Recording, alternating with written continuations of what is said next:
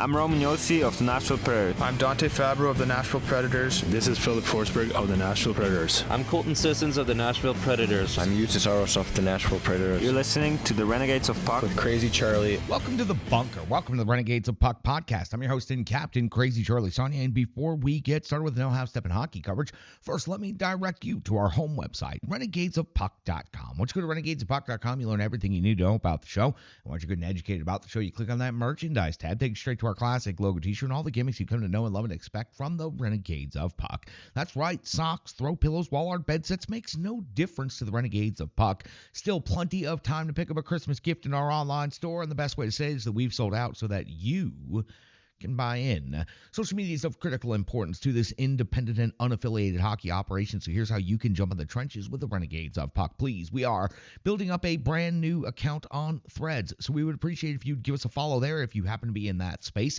We are also on Instagram and Facebook, and you can still find us on X from time to time. We appreciate everyone for jumping in the trenches and following along on social media. It doesn't cost you a thing, and it certainly doesn't take you much time, but it does go a long way to helping us out right here. YouTube, that's how you can find the show. Please subscribe to our YouTube channel, Renegades of Puck. Turn on that notifications button and get the latest information, the latest content from the Renegades of Puck through that avenue. We would appreciate some more followers over there, and we sure do appreciate our most recent followers. So thank you very much. Stick taps, love, and respect. We do have a swear jar / donation jar over there on the corner of the desk. You can scan that QR code at any time during the episode. We give you some good information. We get going on a good rant. Whatever it is, we drop some swears. You want to throw some money our way, please do so. That's how we stay in operation here. We are independent, we are unaffiliated, and we are working off of donations right now. So thank you guys so much. We sure do appreciate it. Every dollar certainly goes a long way to helping keep all the lights around this set on. Now listen, I know it's time for the half-step hockey coverage, so let me deliver the goods. Time for operation number 939. That is right. It is time for show number 939. And at this moment in hockey history, the Nashville Predators currently find themselves in 7th place in the Central Division after 28 games played. They have a record of 7-15-6. 20 points has them, 20 points out of first place on home ice, which is where the Nashville Predators have their most reasonable chance of winning. Their record for the season is 5-6-2. They've scored 61 goals on the season. They've given up 88 against. That's a goal differential of -27. Before we get into the upcoming week ahead for the Predators and the individual game against the Calgary Flames at Bridgestone Arena, let me update you on the current Central Division standings. The Minnesota Wild are in first place after 27 games skated with 40 points. The Winnipeg Jets have skated 28 times, have 40 points as well. A tiebreaker goes to Minnesota. The Dallas Stars trailing those two clubs by 8 points with 32 in third place. The Colorado Avalanche have 30 points in fourth place. St. Louis at 28. Utah has 26 points in sixth place. Then you'll find the Nashville Predators with 20 points in seventh, and the Chicago Blackhawks trailing everyone in the division in 18 total points in eighth place. Now, for the Preds, the upcoming week ahead, immediately back onto the road after this one-game homestand against the Calgary Flames. Thursday in Dallas, that's tough. Saturday in Colorado, also very difficult. Then back home on the 17th of December to face off against the New York Rangers, the 19th against the Pittsburgh Penguins, and the 21st against the LA Kings. For the Preds and the Calgary Flames, it's the second of 3 meetings this regular season. I take you back to November the 15th when these two teams faced off for the first time. And what a shock. The Predators got shut out that night, 2-0 by the Calgary Flames. Stars went 31 out of 32, took the loss, only giving up one goal on the road and taking a loss. Wolf went 29 out of 29. Perfect right there. Gets the shutout. It was Coleman and Marinoff picking up the goals for the Calgary Flames. These two teams will meet again for a third and final time this regular season on January the 4th of 2025 when the Nashville Predators will go into Calgary for the second time. So the Flames only visit the Bridgestone Arena unless somehow long shot, these two teams find themselves in a best-of-7 playoff series. It'll be the only time the Calgary Flames come to Bridgestone Arena this season. Now, those Calgary Flames, let's talk about them for just a moment. The Calgary Flames are currently 13-10-5 on the season. They have 31 points. They are 5th overall in the Pacific Division. On the road, they are 3-7-4. They've given up they've scored 74 goals for. They've given up 84 goals against. They have a goal differential of -10 in their most recent stretch of action, 11-29, 5-2 loss at the Columbus Blue Jackets. Followed that up the next night with a 6-2 loss to the Pittsburgh Penguins on December the 3rd. It was a 3-0 win versus the Columbus Blue Jackets on the 5th of December, a 4-3 overtime loss versus the St. Louis Blues, and most recently on the 8th of December, it was a 62 loss at the Dallas Stars. Wolf got the start, gave up all 6 goals in that game, going 22 out of 28 and taking the loss.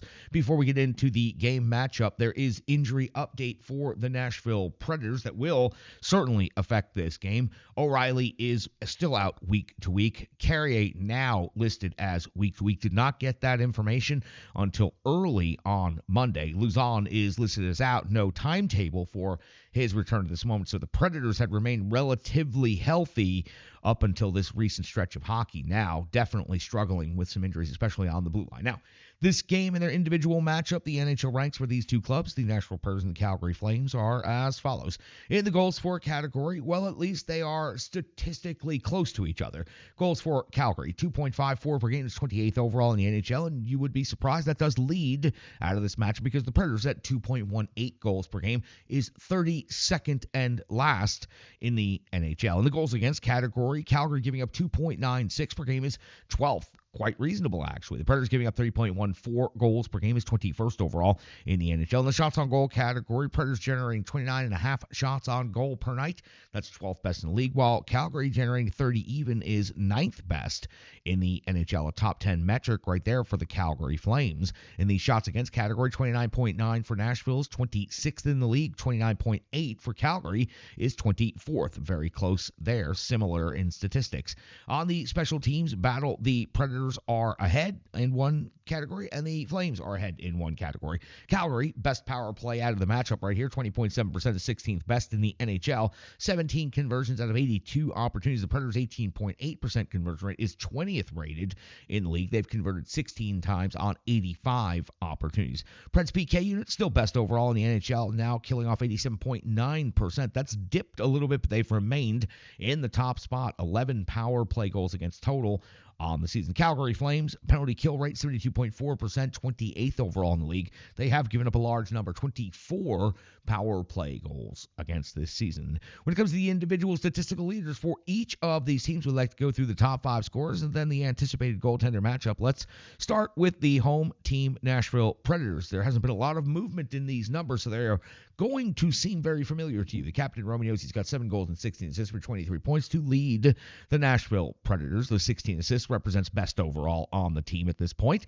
Philip Forsberg has 9 goals and 8 assists for 17 total points. The 9 goals for Philip Forsberg paces the Predators. O'Reilly out of the lineup week to week, but third in scoring, 5 plus 9 for 14. Steven Stamkos has 7 goals and 6 assists for 13 points. Mark Giroux, 5 goals and 8 assists for 13 points. Now listen, the Calgary Flames aren't having that much more offensive success. The Nashville Predators definitely struggling, and you'll see that represented here in the individual stats leaders for the Flames as well. Jonathan Huberdeau, 9 goals, 8 assists for 17 points on the season so far. Kadri, 8 and 9 for 17. Weegar, 4 goals, 12 assists for 16 points. Anderson's at 6 and 9 for 15, and Zari, 6 and 8 for 14. Potential goaltending matchup in net. You see UC Saros getting the start on home ice with a record of 6, 12, and 5, a 2.66 goals against average, a 9-10 save percentage, and 2 shutouts. So again, the record is absolutely abysmal, but the rest of the numbers indicate that that is a goaltender that can win you a game on any given night, and a goaltender that has been keeping his team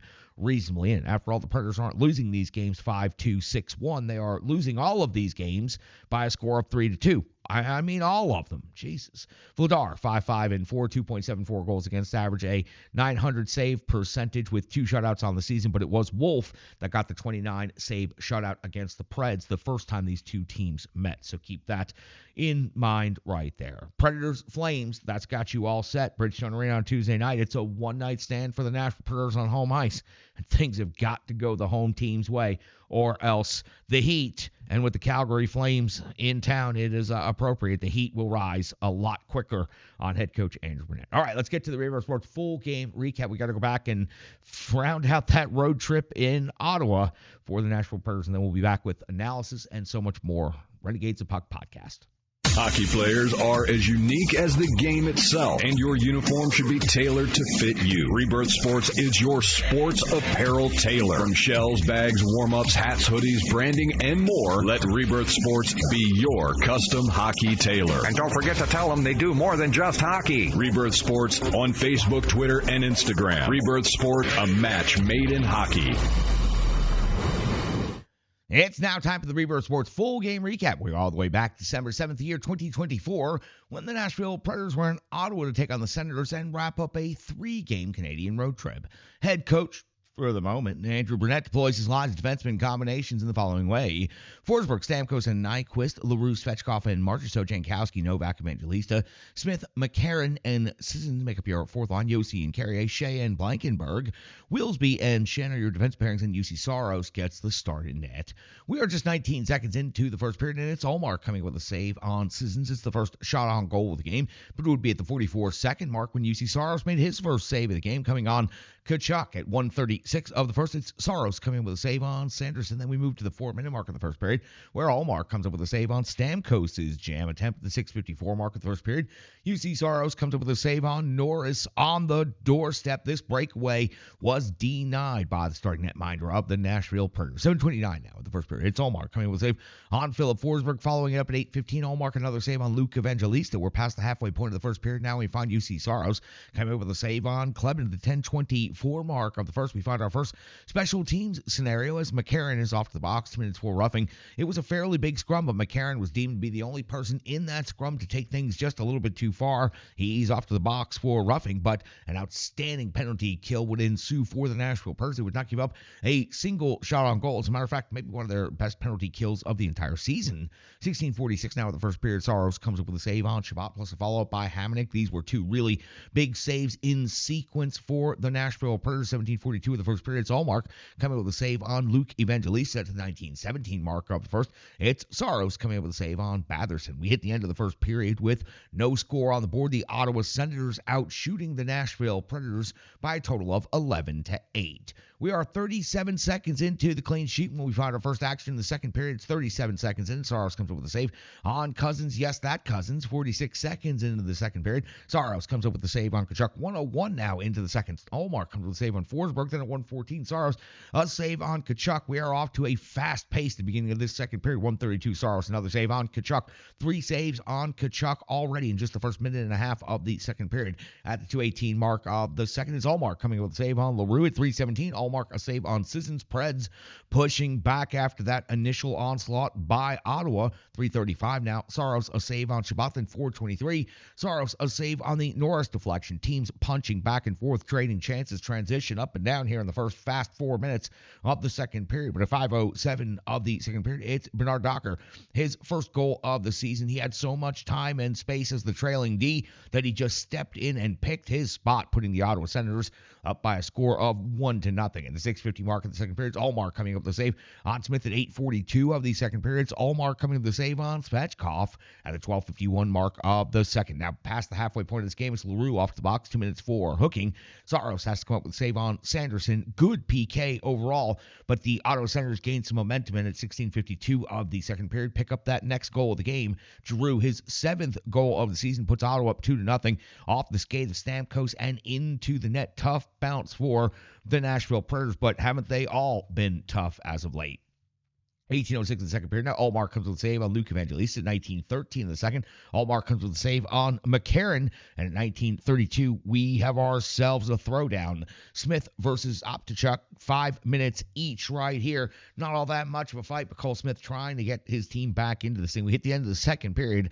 The Ottawa Senators are leading by 2 goals and are out shooting the Nashville Predators 22-20. We take action into the third period. We pick it up at 1:34, and we find Saros coming with the save on Sanderson. The 3:26 mark of the third period. Stützle is off the box, minutes for holding. Ullmark would come with the save on LaRue, and unfortunately, that would be it for the Nashville Predators power play. They'd be unable to convert in this opportunity. We flip to the backside of the sheet, and we pick action up at 6:08 of the third period when Ullmark is coming with a save on Colton Sissons at the 7:46 mark of the third period. Ullmark comes up with the save on Smith. 8:32 now of the third period. Ullmark a save on Sean Wilsby times 2. 2 shots in a row by the defenseman for the Nashville Preds. The 9:29 mark of the third period. Saros coming with a save on Cousins plus the follow-up by Batherson. But at 12:37 now of the third period, it's Cousins off to the races, putting the puck in the net for his third goal of the season. It also happens to be Ottawa's third goal of the game. The Senators lead the Predators 3-0 now here with little time left in this game. 12:56 now of the third period. It's Allmark coming out with save on Evangelista, Novak, then Jankowski, all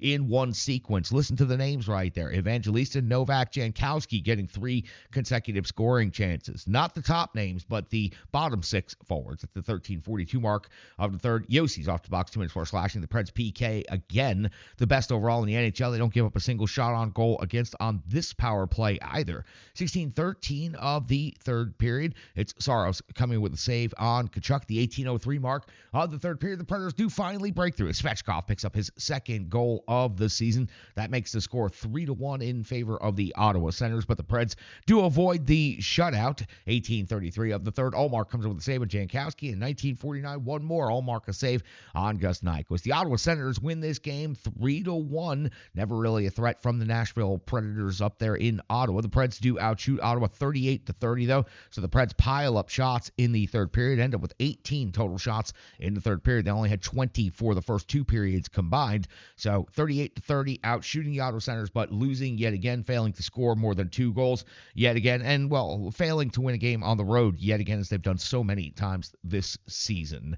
As of the end of this game and the recording right here, Andrew Burnett is still the head coach of the Nashville Predators, but I have a feeling that is for a limited time at this point. We've got so much more coming up. We've got reaction analysis, box score, and more right here on the Renegades of Puck podcast. That was the Rebirth Sports full game recap.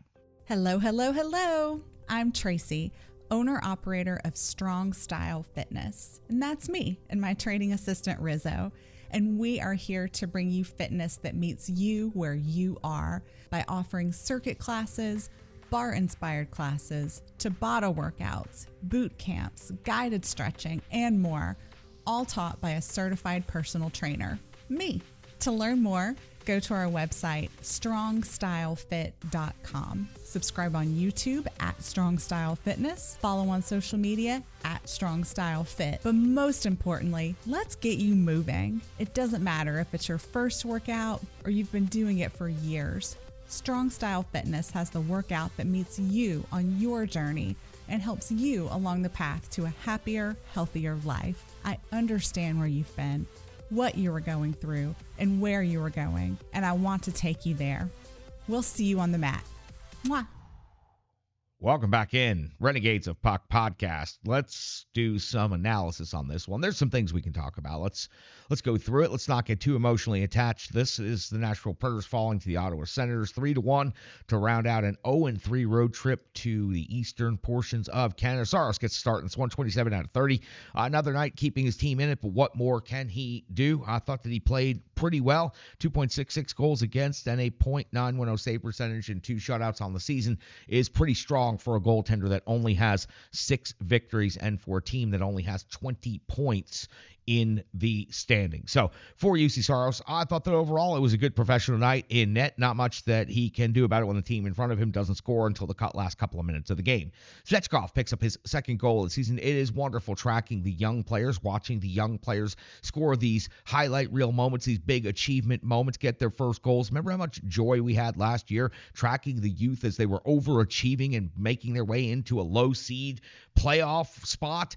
Now we're watching players that are supposedly well-known and are supposedly proven winners, and they can't even get analysis when it comes to a game against the Ottawa Senators. So Svechkov scoring his second goal of the season. He deserves stick taps for that. Love seeing what this young player is doing. I think that he has a very, very bright future at the NHL level. LaRue, another one I think has a bright future at this level, and he's starting to get more comfortable out there. He picks up an assist in this game. He had 3 shots on goal. He also had 2 hits. Started to move up the last couple of games of this road trip, play with a few more of the named wingers and the named centers, and special teams shifts against the Ottawa Senators. It's good to see him getting some more expanded time. He needs the time to grow, and if the Predators are not going to be competitive this season, then players like LaRue need to be getting the most amount of ice time out there, not the least amount. Let's talk about Mark Jankowski. Listen, Mark Jankowski is doing everything he can to be a full-time member at the NHL level. He's been bounced up and down from the AHL to the NHL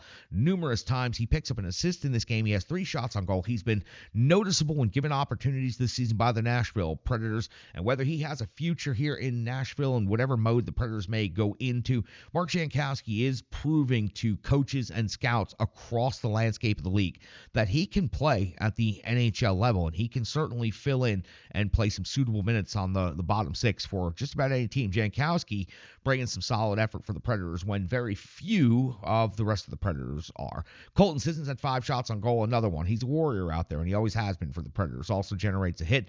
Played his entire career in Nashville. He goes out there business-like each and every night, but when you don't have the surrounding cast to put the puck in the net, then Colton Sissons' game doesn't seem to matter nearly as much. Winning face-offs, doing good job on the penalty kill, being structured defensively, being a solid two-way player.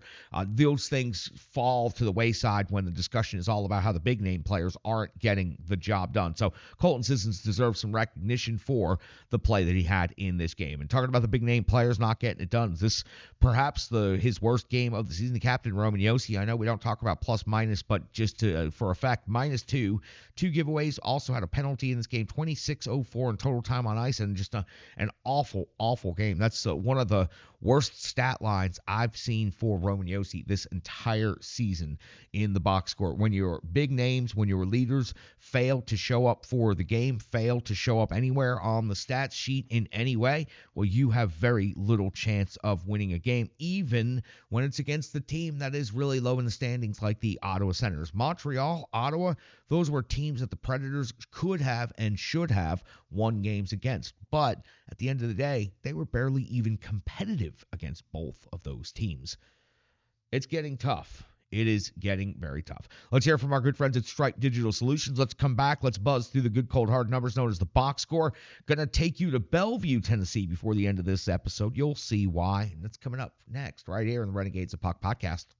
The digital environment can be quite intimidating, time-consuming, and cumbersome, especially with all those other areas that need attention at your business. And that's why Stripe Digital Solutions is here to help. I know, because that's exactly what Stripe Digital Solutions did for me and the Renegades of Puck. From designing my home website and helping me create my merchandise to special event posters, brand building, and social media management. But it's not just that, it's so much more. Stripe Digital Solutions has helped me every step of the way. From startup to full-time operation, Stripe Digital Solutions has been there to assist and advise every single step of the journey. In today's fast-paced world, the path to success is having a strong digital partner, and nobody is better in the trenches than Brandy and Stripe Digital Solutions. Get the solution before it's even a problem with Stripe Digital Solutions. Welcome back in. Easy numbers right here to go through. Svechkov, the only goal scorer for the Nashville Predators. LaRue and Jankowski, the only assists for the Nashville Predators. Your shots on goal leader was Colton Sissons with 5. Evangelista and Forsberg had 4 each. In the blocked shots category, Alex Carrier had 4. Michael McCarron had 3. Roman Josi had 3 block shots. The only place Roman Josi appears in any statistical categories, really. The hits category, 4 was the lead. That was Jonathan Marchessault and Luke Schenn. Marchessault is not who you want leading the team in hits. You would prefer to have him putting points on the board. The time on ice leaders, 19 minutes for Gus Nyquist, 17:48 for Philip Forsberg, 15:53 for Jonathan Marchessault. On the defensive side of things, 26:04 for Roman Josi, 20:29 for Brady Shea. Alex Carrier ends up at 15:39 after leaving the game injured.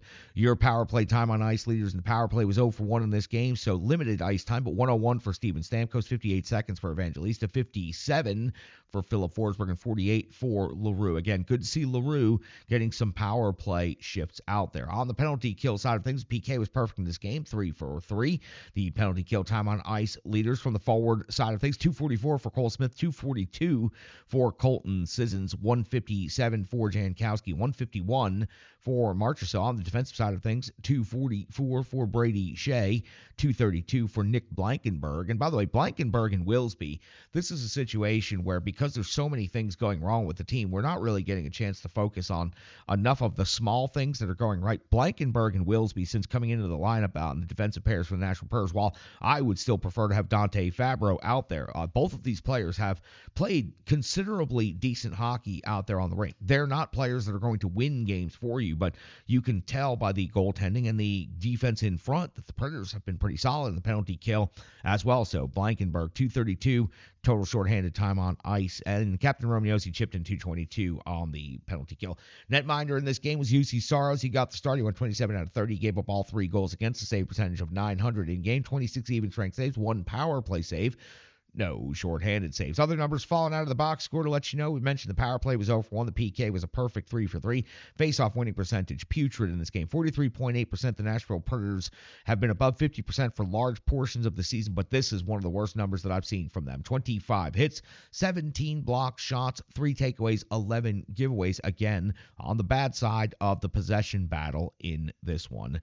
That's going to do it for the good cold hard numbers known as the box score. 1 goal for the Nashville Predators. Another game where they fail to even reach their season average of 2.18. My God, it's gotten really bad out there. So let's shift gears for just a second, then we'll come back, we'll close this thing out. Listen, we had a special attraction weekend when it comes to the Red River Spartans Junior Hockey USPHL Premier. We had an opportunity to play a weekend series against the Decatur Blaze on the Terry Crisp Ice Rink at the Ford Ice Center in Bellevue, Tennessee. Really fantastic home games, but it was really like getting to travel with the team and travel with the whole crew and travel with the staff. Whole lot of fun over in Bellevue. I take you right now back to Friday night. Here's the Red River Spartans versus the Decatur Blaze USPHL Premier highlights. And welcome in, everybody. Starting lineups have been announced. That means it's time to drop the puck right here in Bellevue, Tennessee on Red River Spartans hockey. Puck is down. Spartans control with C.J. Davidson dumping it into the Decatur zone first. Spartans with the first couple of touches of the game. Battle on the half wall in the first 10 seconds of the game. Spartans looking for that first scoring opportunity right here in close range. C.J. Davidson turns it, sends it back out. Bonwell with the shot, and it's in. Deflected on the way in. Looks like by Gino and Delicato off the heel of the stick. 32 seconds into the game, the Red River Spartans pick up the 1-0 lead, and Delicato off to the bench first for glove taps. Decatur pops the puck out to the neutral zone. Kellett unable to handle the rolling, bouncing puck. That allows Decatur to get the puck deeper in the zone. But a massive hit. That was Max Lewis with a maximum effort type play separating the Decatur player from the puck. Decatur able to get it out of the corner, out to the blue line. They'll get a shot from out high. Young handles the first, and the second save even better. Good job on the back check there by the Spartans, getting 2 of their forwards back in support. That made the difference in the play. Sikowski's stick blade right there, a slight touch, but it was the difference between Decatur getting a shot on goal and the Spartans forcing a turnover. Young gloves that one down. The defense holds everybody to the outside of the perimeter.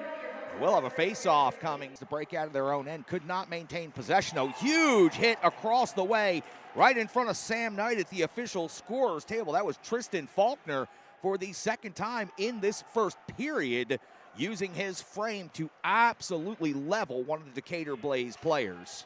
Templeton through the neutral zone. It's a 2-on-2 entry into the zone. Templeton's going to draw a penalty right here. He tried to step around his defender and self-pass, and that's going to earn the Spartans a power play. 2 minutes for hooking coming up. That's the indication by the referee. Decatur tries to dump the puck out, cannot get it to go. Bonwell's pass laterally across the blue line, though, goes outside the zone. Spartans will have to regroup. Suss and Bonwell back in their own zone. Suss turns the puck over. Decatur gets a shot right there. Young drops the rebound, and that's going to be a shorthanded goal for the Decatur Blaze. Hiltz. Bonwell in first, uses the hip check to take the bigger man into the wall, close him out, and then separate him from the puck. Spartans, though, having some trouble getting the puck out the other side of the zone. Turned over, and Decatur scores again on a turnover by the Red River Spartans. 2 turnovers in the defensive zone in the last couple of minutes have put Andrew Young in a very difficult spot, and he's not been able to bail the Spartans out. Spartans a little discombobulated here in the first period, having a little trouble getting out of their own defensive end and connecting on some passes. Sikowski to Templeton. Templeton takes the high shot. It rings around the dasher, heads out to the neutral zone. Decatur looks for the 2-on-2 rush. Kellett going to get back there and be challenged, but he'll get to the puck first. Spartans pick it up in the neutral zone. Backtracking into their own defensive end. It's Bonwell picking it up. Turnover right there. Onside for Decatur. And that's going to draw a penalty right there. Looked like we might have had some knee-on-knee contact as the Decatur Blaze player was coming over the blue line with some speed. The attempted denial and stand-up did not go exactly as planned. Young turns that one away. Good battle going on at the top of the blue paint. Kellett right there trying to hold his man out. Tremblay gets to it now, fires it back towards the net, and it's in. That's a power play goal for the Decatur Blaze, who now lead 3-1.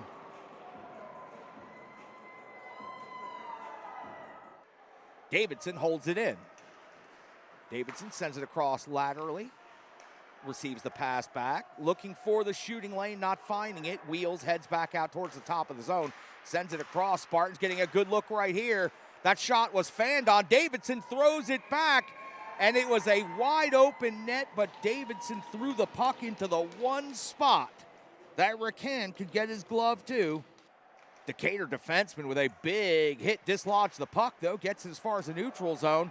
This is going to be a scoring opportunity for Decatur, shorthanded. Net is taken off at the post. The puck continued sliding towards the corner. We're going to get a whistle right here. 1:03 to go on the power play for the Spartans, but that was a 1-on-3 rush for the Decatur Blaze. Player able to squeak through and nearly tuck the puck in on the back post. Decatur first on it, rings it around the wall. They're going to get to it over on the half wall, but cannot get the clear. Long shot from out high, paddled into the corner. Spartans keep the puck in. Still no control of the puck. It's bouncing and pinballing everywhere. Spartans maintain control out high.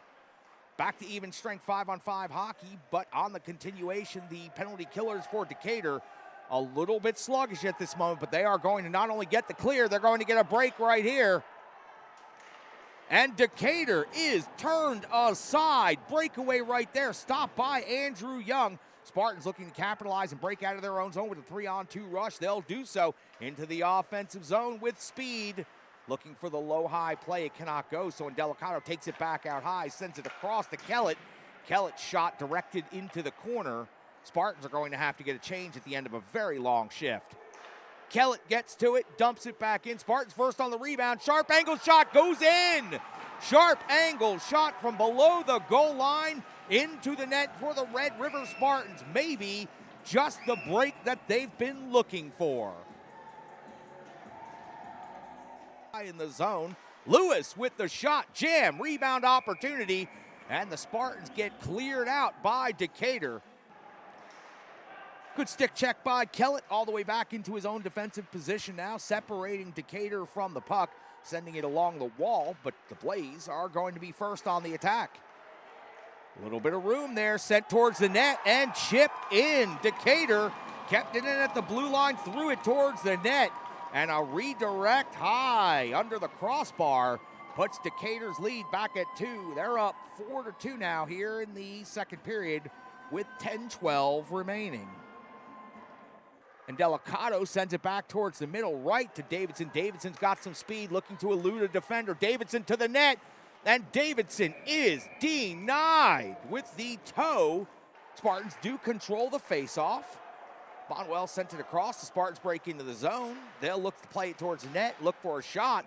That shot out of nowhere by Ryan Hughes after a quick exchange of possessions. Decatur turned it over, and Hughes quickly flipped it on the net, trying to catch Rakan a little bit off guard. As Decatur in close range with the 2-on-0, and the rebound also turned aside by Young. The clean face-off win, though, utilizes the wall to get the puck around, and that was Kennedy taking a massive hit, but he did his job. He moved the puck out of the defensive end before absorbing that big hit.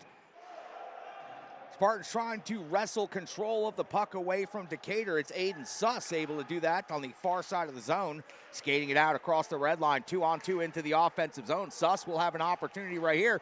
Plays it back to the slot. Good shot on goal right there by Sikowski. Better save by Rakan. Looking to organize a dump out. Unable to do so, though. The Spartans trying to get it into the slot area. They'll get it close range. First shot, second shot would not go. Rakan pounces on top of it. Jamming attempts by the Spartans draws the ire of the Decatur Blaze defense. Going to have to do some hard work right here. Corey Sikowski takes a shoulder and is removed from possession of the puck. Kellett with the bouncing shot towards the net. It would not go, but a great reaction by David Rakan in net. That bouncing puck was troublesome with a capital Trub. Lewis gets the puck out of his skates in the neutral zone, being harassed by Wilson from Decatur. Lewis and Wilson then collide along the corner, and Delicato is going to be able to take the puck off the half wall. Turned over immediately, though, and the Spartans are lucky to survive that one. One pass off the wall for Decatur, and they're on the offense, driving to the net hard. Young has to make that stop. Decatur dumping, going for the full change and getting fresh bodies on the rink. Spartans having trouble getting out of their own end, even though 4 of the Decatur players had gone off for a change. Turnover in the defensive zone. That puck is in the net right off of the face-off. C.J. Davidson takes the shot off the puck drop, and we've got something interesting, people. 4-3. Decatur Blaze, extra attacker still on for the Spartans. Spartans score a 6-on-5 goal.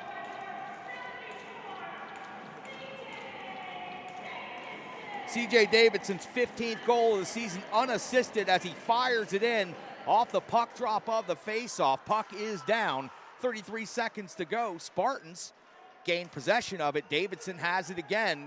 Spartans have enough time for one more good, strong rush. Davidson, the captain, leads the way over the blue line. He takes it down below the goal line. He's looking for the setup. Pass attempt towards the slot area, turn back. 15 seconds to go. Heavy battle in the corner. Decatur trying to just pin it against the wall and kill off the last few seconds of this game. Down to 10, under 10. Cross checks, chops. Nothing is getting the puck broken out of that corner. 3, 2, 1, and the battle continues on after the buzzer, after the whistle. We'll take this quick moment to say thank you to everybody watching on Flow Hockey. We sure do appreciate you. We appreciate everybody back at Engineering, Command, and Control, and all of our great viewers out there. I'm the voice of the Red River Spartans, Charlie Saunier. It's time to say good night. And as my old mentor used to say all the time, Pete Weber, since we've been talking about him, good hockey. You're watching Red River Spartans hockey right here on Flow Hockey. Good night. Hard-fought game right there between those two teams. The Decatur Blaze coming out with the victory 4-3 on the opening night of a 2-game series. We'll be back in Bellevue on Saturday night. We'll bring you highlights from the second game against the Decatur Blaze. Again, the Terry Crisp Ice Rink at Ford Ice Center in Bellevue. Fantastic place to get to call a couple of games. Had a lot of fun out there. Got to see a lot of friends. Got to see a lot of people that I don't get to see normally when we're in Clarksville. So Bellevue really brought the people out. It was a lot of fun. So that's going to do it for this episode, show number 939. It's in the books, and it's getting exhausting watching the Nashville Preds. It's getting exhausting talking about Will Andrew Burnett get fired. Really good article in the Tennessean today by Alex Daughtry. Make sure you check that out. New ownership of the Predators chiming in. Finally, somebody saying something, and I don't think it's what you expect. It's more a vote of confidence in what Barry Trotz is doing and a vote of confidence in what the coaching staff is doing at this time. And it's starting to trend in a direction that seems more like maybe the Predators aren't going to necessarily make moves that they may be willing to eat this season and then regroup next year. There are players in the pipeline coming, but man, it's tough sell when you told your fan base that you were going all in to win a Stanley Cup this year. And then if you decide before the midpoint of the season to turn around and utilize this season to just eat it and try to get a high draft pick and maybe move some parts out to collect some more assets, I don't know if the fan base is going to tolerate that, but that's something we're going to continue to take a look at, something we're going to continue to track, and we have plenty of time to discuss that here on the Bunker moving forward.